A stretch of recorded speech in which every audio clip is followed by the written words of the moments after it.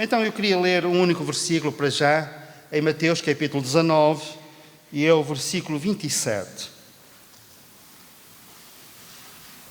Evangelho segundo Mateus, capítulo 19, versículo 27.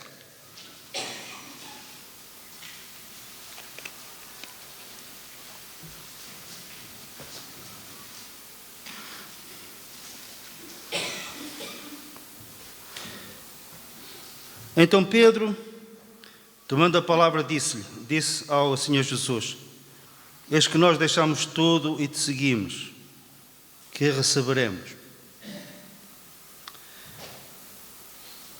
Eis que nós deixamos tudo e te seguimos. No fundo, Senhor, o que é que nós vamos ganhar? Os nossos filhos já foram pequenos, alguns de vós têm filhos pequenos, e não sei se vocês já passaram por esta experiência. Há um dia em que a criança se voluntaria para limpar a louça. Até não foi preciso pedir, ofereceu-se. Só que, a meio dessa tarefa, enquanto a mãe está ali por perto, ela tem uma proposta para fazer. Oh mãe, estou a limpar a louça, o que é que eu vou ganhar? E às vezes até tenta fazer um contrato durável, que se prolongue por uns tempos. Sempre que eu fizer alguma coisa, tu dás-me uma moeda. E como ela já preparou tudo, já tem lá o mielheiro disponível, para que qualquer coisa que ela faça, haja um prémio, haja um ganho, uma moeda. Nós temos algo dentro de nós que nos faz pensar sempre nestes termos. Mas o que é que eu ganho com isso?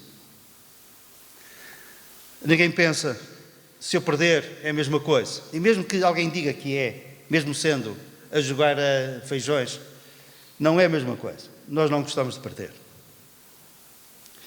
Eu às vezes fico surpreendido quando uma equipa da terceira divisão, assim chamada, joga com uma equipa da primeira liga, campeã. É um jogo qualquer. E parte-se do princípio que eles irão perder. Mas ouçam, o treinador dessa equipa é mais pequeno. E algum jogador dessa equipa. Eles, no fundo, têm uma esperança de que vão ganhar.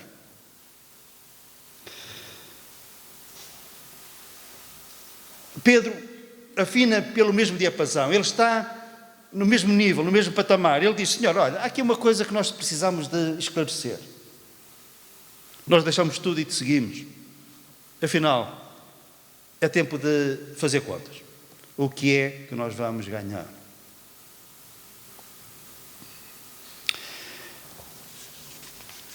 E nós temos coisas para ganhar. Mas, se nós nos debruçarmos atentamente na palavra de Deus, nós vamos nos aperceber de um pormenor que é muito importante. Antes de nós ganharmos alguma coisa na vida cristã, primeiramente, nós temos que perder. E às vezes, esta faceta do cristianismo não é falada. Parece que os pregadores e os ensinadores têm um certo receio de falarem abertamente acerca disto, temendo que isto afugente as pessoas. E as pessoas pensam, se é para perder, basta eu perder o que tenho perdido. Agora, está-me a convidar para algo que diz que eu tenho que perder, então não vale a pena.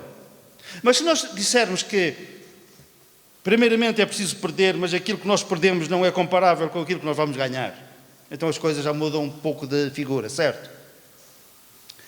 Vamos exemplificar. Jesus disse: aquele que quiser ganhar a sua vida, primeiramente ele terá que perder a sua vida. Um dia um jovem rico aproximou-se do Senhor Jesus com este pensamento. Qual era o pensamento dele? Bom mestre, o que é necessário que eu faça para ganhar a vida eterna? Qual era o pensamento dele? Ganhar. E Jesus, antes de lhe dizer como é que ele poderia ganhar, ele disse que ele tinha que perder. E ele retirou-se triste. Jesus disse-lhe: algo bombástico, algo que ele não estava minimamente à espera. Ninguém lhe tinha dito. E Jesus disse: olha, tu queres ganhar a vida eterna? Então, olha, primeiramente, vai, vende tudo quanto tens, dá aos pobres, vem e segue-me. E terás a vida eterna, então. Primeiramente, antes de tu ganhares, tu tens que perder. E vocês dizem: alto aí, isto agora então já está a complicar muito. Então eu vou ter que vender tudo para ganhar a vida eterna? Não. No caso daquele jovem era assim. Porquê? Porque com certeza que o coração dele estava nas riquezas. E as riquezas eram um impedimento para ele seguir a Jesus. Então o Senhor queria retirar aquele impedimento, aquele obstáculo. É um caso específico, direcionado apenas para aquele jovem. E depois nós lemos que ele retirou-se muito triste porque tinha muitas propriedades. Entre ganhar a vida eterna e as propriedades, ele escolhe antes as propriedades. Era o ponto fraco dele. Todos nós temos o nosso ponto fraco. Seja em que área for. E às vezes é esse ponto fraco que nos impede de estendermos a mão e pela fé receber aquilo que o Senhor tem para nós. Ganharmos. Mas antes de ganhar nós temos que perder alguma coisa.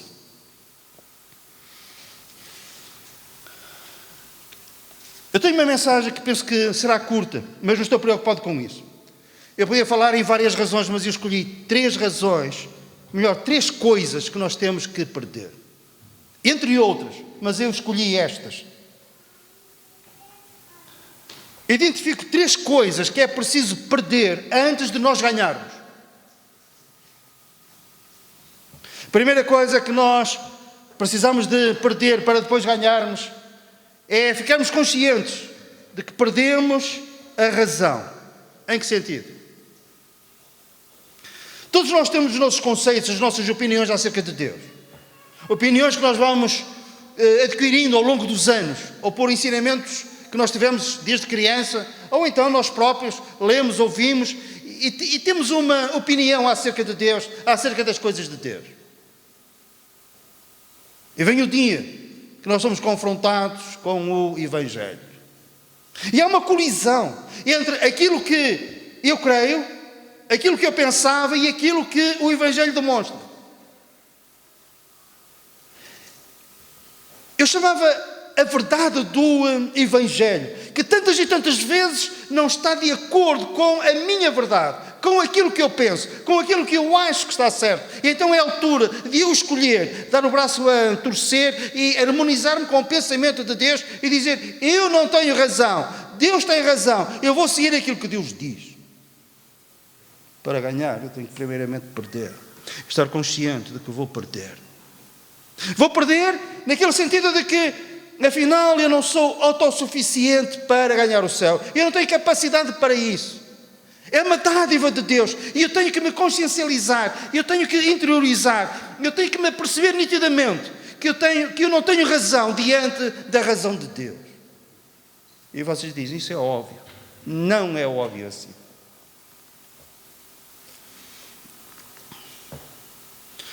Não é tão fácil assim eu chegar à conclusão e dizer abertamente e assumir o facto, não somente por palavras, mas cá dentro, na alma, e dizer: Senhor, tu tens razão e eu não tenho razão, e eu cedo à tua razão. Primeiramente é necessário perder. É estar disposto a perder a liberdade. Perder a liberdade, essa aí então entra em contradição. Mas Jesus não disse: se eu vos libertar, vós verdadeiramente sereis livres. E então nós temos que perder a nossa liberdade para ganharmos? Sim, perder a liberdade. Em que sentido? Como livres, diz a palavra de Deus, não tendo a liberdade como cobertura de malícia. Nós, em Cristo, somos livres, mas não temos liberdade para pecar. Não temos liberdade para vivermos a vida à nossa maneira. Manter os mesmos vícios. Manter o mesmo caráter. Se nós mentimos, não temos liberdade para continuar a mentir. Se alguém rouba, não tem liberdade para continuar a roubar. Compreendem? Por um lado eu sou livre. Eu nunca fui tão livre. Vocês conhecem alguém mais livre do que os pássaros que voam no céu? Não há fronteiras. Não precisam de mostrar o passaporte sem lado nenhum. E voam. E às vezes voam para outros continentes, sobrevoando muitos países, fazendo algumas migrações de 4 e de 5 mil quilómetros. E eles são livres e voam tão longe. Mas é o mesmo pássaro. Tem um ninho no cimo da árvore. Já tem filhotes. Ele é livre. Mas ele voa sempre por perto. O que é que restringe a sua liberdade? É o amor aos filhotes que estão lá no ninho. Nós somos livres.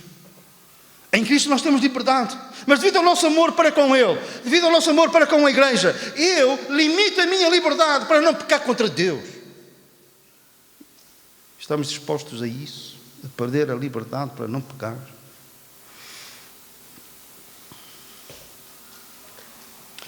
Há outra coisa que é preciso perder. Perder o medo.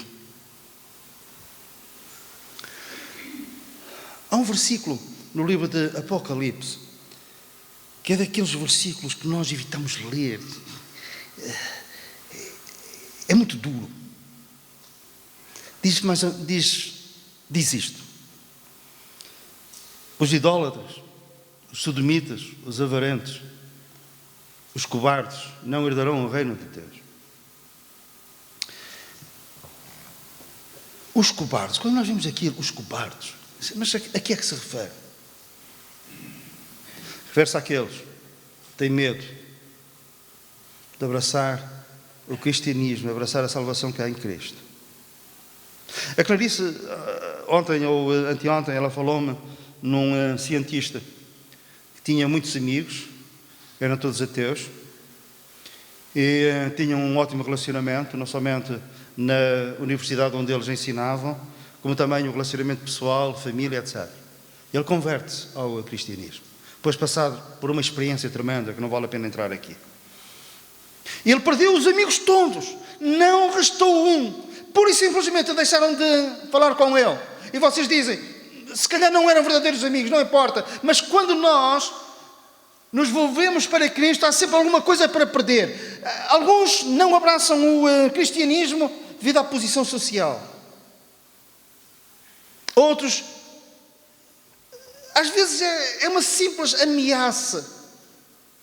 E o medo faz com que a pessoa fique tolhida, paralisada, e não esteja disposta a pagar esse preço. É preciso perdermos o medo e arriscarmos tudo em Cristo. Amém. O apóstolo Paulo retrata muito bem isto de perder e de ganhar na sua própria experiência. Ele escreve aos Filipenses a certa altura e ele diz isto. Ele fala acerca da posição social e o respeito que as pessoas tinham por ele. Nós lemos assim. Ele puxa pelos seus galões e a certa altura diz: eu podia confiar na carne, e se algum outro cuida que pode confiar na carne, ainda mais eu. Isto é, vocês têm capacidades, vocês têm suficiência, vocês têm méritos. Ok, então vamos medir os vossos méritos com os meus méritos. Circuncidado ao 8º dia, a lei dizia assim. Da linhagem de Israel, da tribo de Benjamim, hebreu de hebreus, segundo a lei fui fariseu. Nós às vezes pensamos que os fariseus, realmente, eles tinham um comportamento desajustado em relação ao Senhor Jesus. Mas eles eram mestres da palavra. E eles tinham os mistérios da ciência. E entre eles havia líderes religiosos, havia fariseus hipócritas. Sim, mas também havia ali homens honestos, sinceros, que amavam verdadeiramente a Deus e davam o seu melhor. Saulo de Tarso era um desses. Segundo o zelo perseguidor da igreja, segundo a justiça que é na lei, ele diz, eu era irrepreensível. Qual de nós pode dizer que segundo a lei de Deus que é irrepreensível? Olha, eu não. Nem antes nem depois. Irrepreensível. Mas o que para mim era ganho, reputei perda por Cristo. Isto é, aquilo para mim era ganho. Aquilo representava muito para mim, representava muito para a minha família, para a sociedade. Este era o meu ganho. Se ele fosse a uma sinagoga com este currículo, qualquer sinagoga queria ter Saulo de Tarso como líder.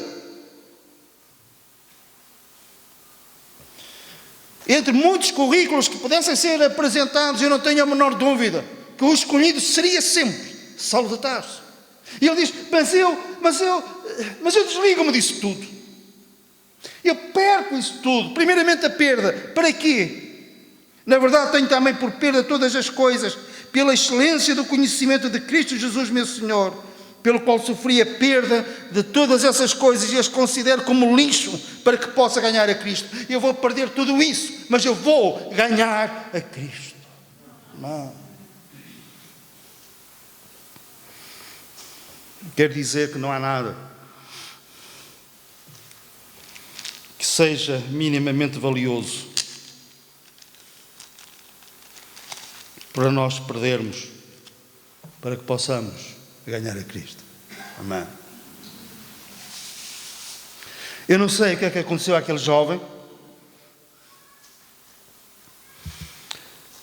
mas ele não quis perder. O que é que nós não queremos perder? Mas há uma história. Há uma história acerca de 3 homens ricos. E esses 3 homens ricos podem ser o mesmo jovem rico. Não sabemos. É apenas uma possibilidade. Então o jovem rico aproxima-se do Senhor Jesus e diz, o que é necessário que eu faça para ganhar a vida eterna? E Jesus disse isso, vai e vende. E ele não fez isso. Tinha muitas propriedades. Depois, um pouco mais à frente, aparece outro homem rico. Seria o mesmo? A gente não sabe. E as suas propriedades desse homem rico produziram abundantemente. Ele disse, tenho que derrubar os meus celeiros. Não tenho onde guardar tanto trigo, tanto cereal. E depois de eu guardar tudo, eu vou dizer, alma minha, descansa, sossega, tens para muitos anos. E o Senhor diz, louco, hoje mesmo te pedirão a tua alma e o que tens para quem será. Depois, passado algum tempo, nós lemos acerca de um outro homem rico. Seria o mesmo homem? Nós não sabemos. Mas uma coisa sabemos, que essa terceira personagem, ou a mesma personagem, conheceu um homem chamado Lázaro. Se aproximava da casa dele, coberto de chagas, e queria alguma comida. Nem que fosse os restos daquela mesa farta e abundante, porque era um homem rico. E Jesus disse, e o homem rico morreu. Quando abriu os olhos, estava no inferno. E Lázaro morreu e os anjos levaram-no para a bem-aventurança eterna. Aquele rico não foi condenado porque era rico. Ele foi condenado porque a riqueza também contribuiu para o impedir de conhecer a Deus. Como aquele jovem, que se calhar era o mesmo homem, que não quis perder as propriedades para ganhar um bem maior, o Senhor Jesus, compreende? É preciso perder. Às vezes o que nós não queremos perder são os nossos sonhos, aquilo que nós idealizamos na vida. E até podemos pensar que o Senhor vai tocar nisso, que vai anular os nossos sonhos, os nossos projetos, que vai ruir tudo. Pode ser que sim, pode ser que não. O Senhor até pode melhorar os nossos propósitos. E se Ele os derrubar, se Ele os deitar por terra, é porque tem algo maior para nós do que aquilo que nós arquitetamos durante tanto tempo.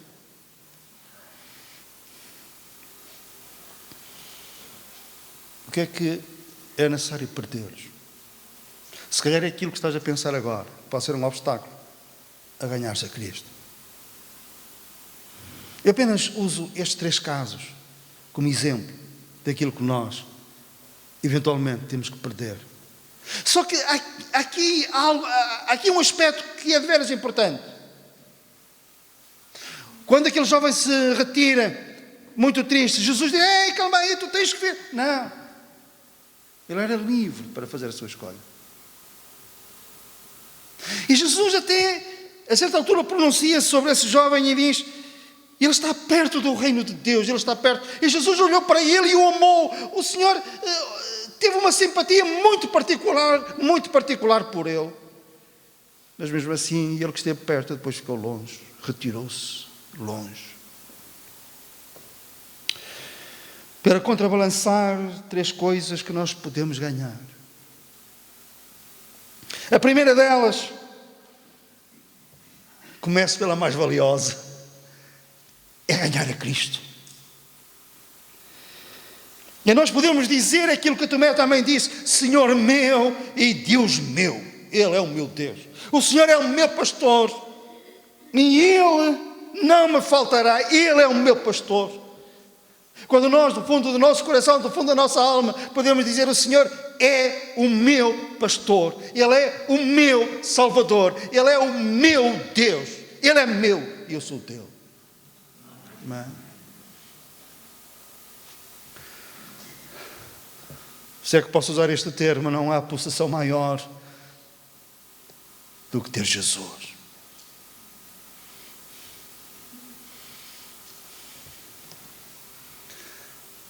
A pessoa mais pobre do mundo, se tiver Jesus, é rica na fé. E não sonha como nós também não sonhamos acerca da grandiosidade da nossa herança juntamente com Cristo. Ter a Cristo é o que vai fazer a diferença eterna nas nossas vidas. Tudo deve de ser sacrificado se fosse necessário, mas não é. Mas se fosse necessário sacrificar tudo para termos Jesus, não deveria de haver hesitação alguma em fazê-lo.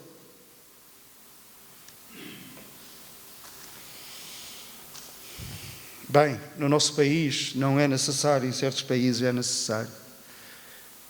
Ficam sem nada, prisão, morte cruel. Mas esses heróis da fé ainda existem. Perdem tudo, renunciam a tudo e ficam só com quê? Ficam só com Jesus. Amém? Mas Jesus é o seu tesouro maior. E a eternidade declarará, século após século, que eles fizeram a melhor escolha, que eles tomaram a melhor decisão. Ganhar a Cristo. Nós vamos ganhar a vitória sobre a morte. Um dia, quando esse último inimigo for vencido, nós poderemos dizer, afinal, ó morte, onde está o teu aguilhão? Ó inferno, onde é que está a tua vitória? Somos mais do que vencedores por aquele que nos amou. É verdade que todos ressuscitaremos. Nesse sentido, todos iremos vencer a morte.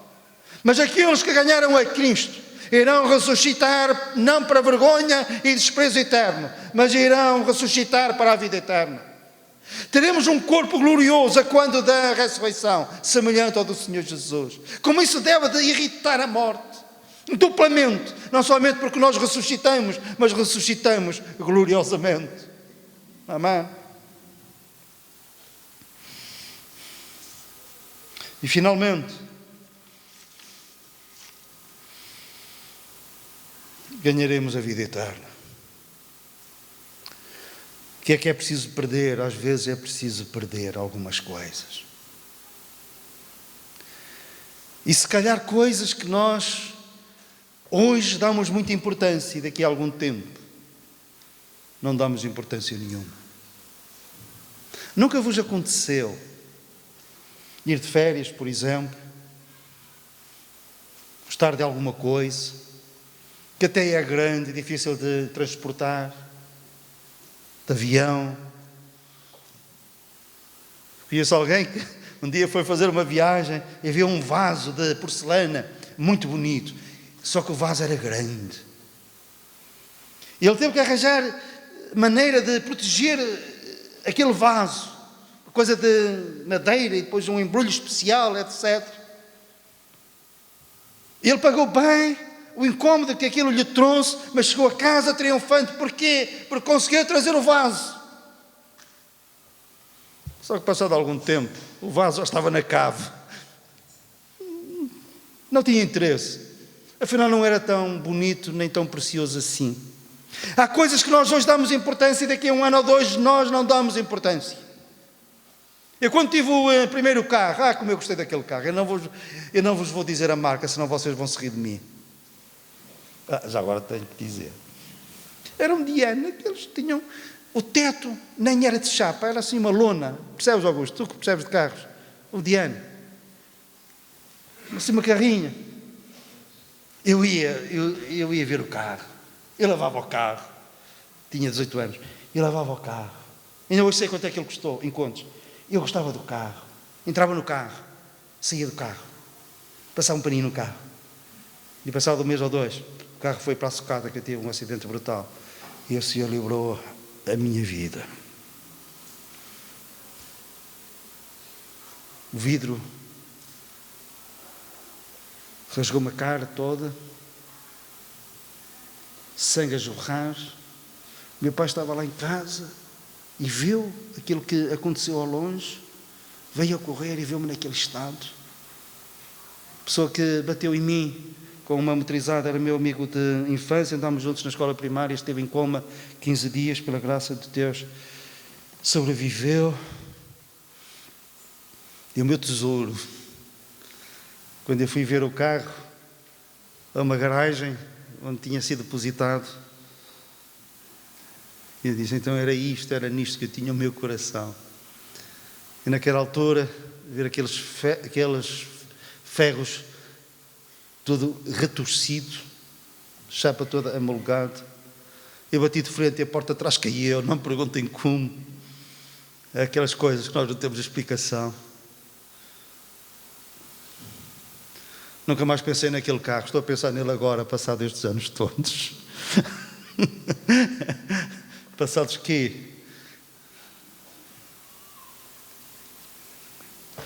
Passados 47 anos. Nunca mais me lembrei do carro. E naquela altura eu devia de sonhar com um carro. Acordava e pensava em quê? Certo, no carro. E nós temos coisas assim, tesouros no nosso coração. Alguns são preciosos. Mas até mesmo esses preciosos, duráveis, não devem de nos impedir de nós conhecermos a Cristo. E se nós tivermos que sacrificar alguma coisa para ganhar a Cristo, façamo-lo. Porque Ele tem mais para nos dar do que para nos tirar. Amém? A vida eterna.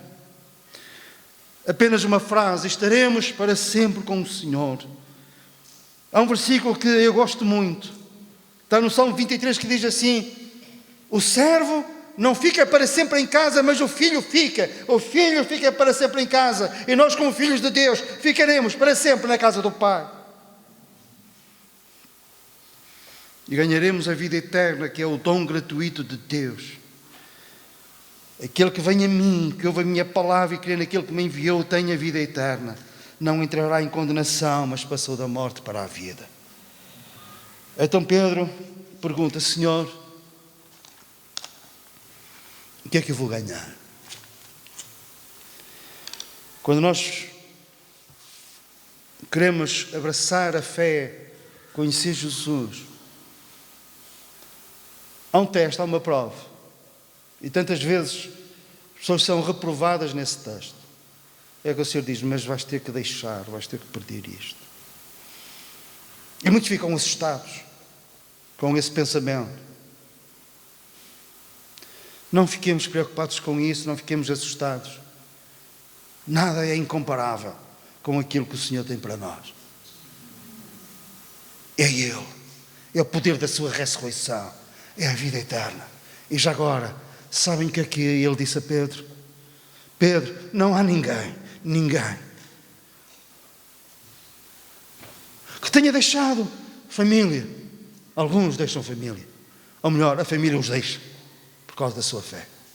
Alguns deixaram propriedades, deixar perder. Não há ninguém que perca e não receba 100 vezes mais e depois receba a vida eterna.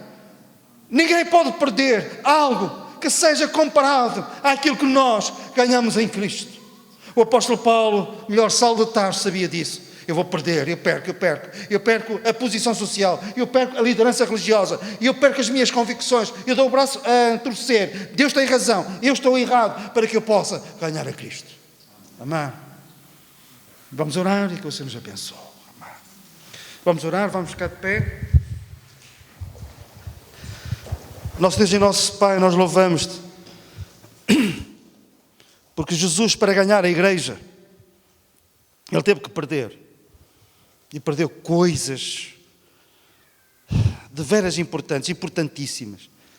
Ele perdeu a comunhão contigo no céu. Opa, ele sendo rico, por amor de nós fez-se pobre. A riqueza da sua glória. Aclamado por milhões de anjos que diziam que ele era digno de receber honra, glória e poder. E ele deixa tudo isso e vem à terra. Nasce num simples curral, tem como berço uma manjedoura. E depois, para não nos alongarmos nesta oração, Senhor, Ele vai à cruz e aí Ele é o mais pobre de todos. Porque fica sem Deus, sem o Pai. Deus meu, porque me desamparaste? Portanto, nada que nós possamos ter que perder por de lado deve ser impedimento para nós abrirmos o nosso coração para Ti. E a nossa oração, Senhor, agora é que, se porventura está aqui alguém que ainda não se entregou a Ti, que eu possa fazer e que possa dizer: Senhor, se isso é obstáculo, eu vou perder isso. Eu não quero isso. Porque sei que ganhar a Cristo é o melhor de tudo, é o mais precioso, é o dom mais valioso. Então não ficas a dever nada a quem larga alguma coisa por amor a Ti. Mas é por Tua causa. É por causa da vitória sobre a morte. É por causa de ganhar a vida eterna em Cristo que eu deixo isso. Estou disposto a perder para ganhar eternamente. Que o Senhor nos abençoe em nome do Senhor Jesus. Amém.